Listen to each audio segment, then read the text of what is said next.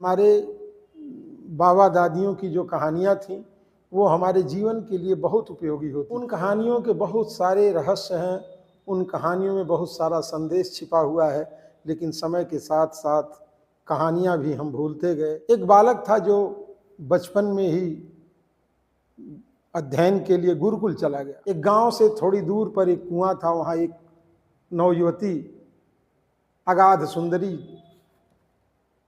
पानी भर रही थी कि तिर्या चरित्रम पुरुषस्य भाग्यम दैवो न जानाति कुतो मनुष्य।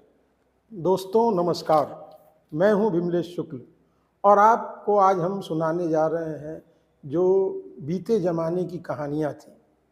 उन कहानियों के बहुत सारे रहस्य हैं, उन कहानियों में बहुत सारा संदेश छिपा हुआ है, लेकिन समय के साथ साथ कहानियाँ भी हम भूलते गए।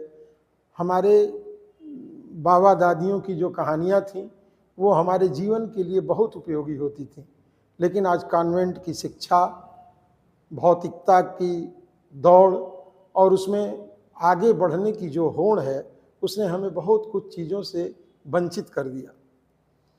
हमने सोचा कि क्यों न पुरानी कहानियाँ जो हमारे पूर्वजों ने हमको सुनाई थीं, उसमें से बहुत सारी कहानियों को हमने भी सुना, उन्हीं सब कहानियों को आपके सामने भी रखा जाए।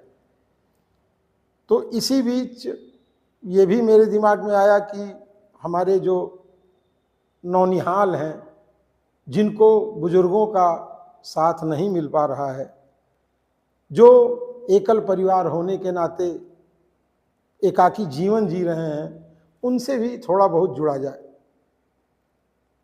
आज पहला दिन है और हम प्रयास करेंगे कि ये कहानियाँ अनवरत आप तक पहुँचती रहें, नए नए संदेश पहुँचाती रहें। आज हम जो कहानी आपको बताने जा रहे हैं उसका शीर्षक है तिर्या चरित्र। एक बालक था जो बचपन में ही अध्ययन के लिए गुरुकुल चला गया। बचपन उसका गुरुकुल में बीता। जब वो युवा हुआ तो उसने शिक्षा पूरी करने के बाद गुरु से आज्ञा ली घर जाने के लिए। गुरु ने भी आज्ञा दे दी, लेकिन उन्होंने जाते जाते कहा, बेटा तिर्या चरित्र से बच करके रहना। अब उस युवक को तिर्या चरित्र दिमाग में बैठ गया कि आखिर ये तिर्या चरित्र होता क्या है। गुरुकुल से चल करके जब घर के लिए रास्ता पकड़ा तो कुछ दूर जाने के बाद, चूंकि ये बात उसके दिमाग में बार बार गूंज रही थी कि तिर्या चरित्र आखिर गुरु जी ने क्यों कहा, ये तिर्या चरित्र है क्या, ये सोचते सोचते चला जा रहा था कि अचानक सुबह का समय बीत ही गया था, दोपहर होने वाली थी।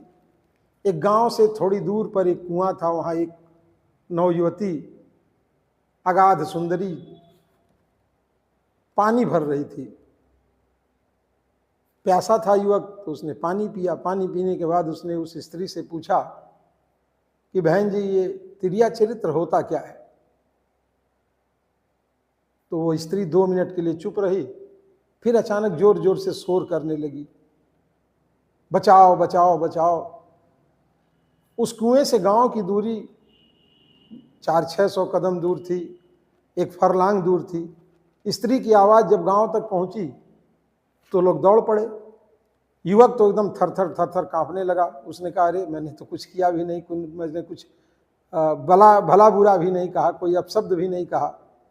फिर अचानक ये चिल्ला रही है। युवक डर गया, उसको लगा कि अब तो गांव वाले इकट्ठे होंगे और उसकी जान चली जाएगी।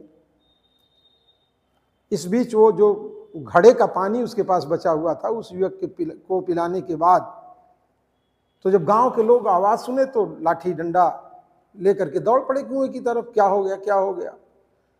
तो उसने मौका देखते ही उस स्त्री ने उस घड़े के पानी को अपने ऊपर गिरा लिया।